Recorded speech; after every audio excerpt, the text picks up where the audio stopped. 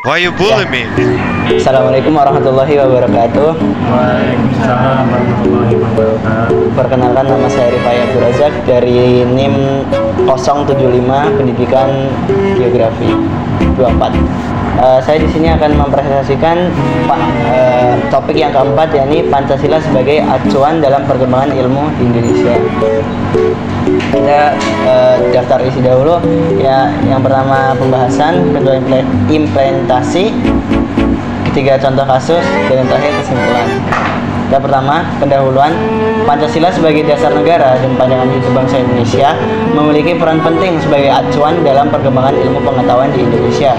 Nilai-nilai yang terkandung dalam Pancasila menjadi pedoman bagi pengembangan ilmu yang tidak hanya mengedepankan aspek keilmuan dan rasionalitas, tetapi juga etika, moralitas, dan kepentingan kemanusiaan.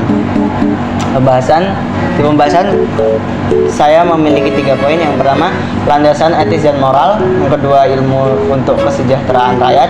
Dan yang terakhir, harmoni antara ilmu dan keimanan. Poin yang pertama, Pancasila mengedepankan nilai kemanusiaan yang adil dan beradab yang telah tercantum di Pancasila kedua. Hal ini menekankan bahwa perkembangan ilmu pengetahuan di Indonesia harus memperhatikan nilai-nilai moral dan etika.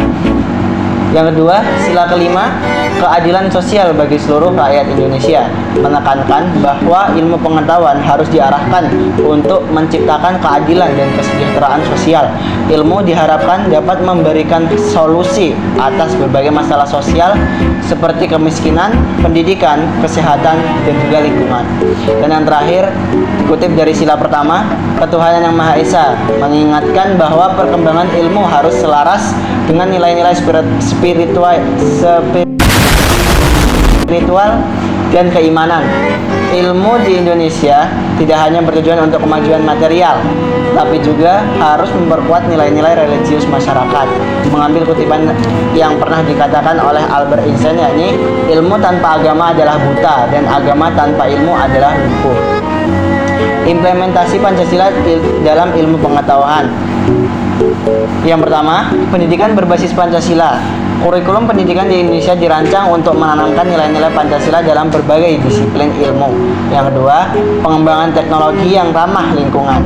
Teknologi yang dihasilkan di Indonesia diharapkan selaras dengan nilai-nilai kemanusiaan dan keberlanjutan lingkungan. Yang ketiga, riset untuk kemanusiaan.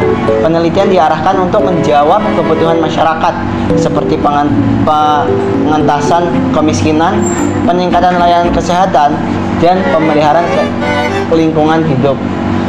Kesimpulan, dengan menjadikan Pancasila sebagai pedoman, ilmu pengetahuan di Indonesia dapat berkembang secara holistik, tidak hanya mencakup aspek intelektual, tapi juga aspek spiritual, moral, dan sosial. Hal ini diharapkan mampu menciptakan kemajuan yang berkelanjutan dan bermartabat bagi seluruh rakyat Indonesia. Tantangan yang terakhir, tantangan dan peluang. Masih banyak sekali ketimpangan pemerataan pendidikan di seluruh wilayah Indonesia, terutama wilayah-wilayah yang berada di Pulau Jawa atau pelosok negeri. Masih banyak masalah-masalah yang seharusnya dapat ditangani dengan segera. Namun sampai detik ini masih banyak korban pendidikan yang masih merasakannya. Sudah semestinya kita semua menyadari bahwa sangat penting peran ilmu dalam kehidupan sehari-hari. Oleh sebab itu, bangsa ini mengharapkan dengan bangga kepada para penerus bangsa untuk selalu mencari ilmu, menuntut ilmu, menimba ilmu, dan membagi ilmu dimanapun kita berada. Sekian presentasi dari saya, kurang lebihnya mohon maaf. Terima kasih. Assalamualaikum warahmatullahi wabarakatuh.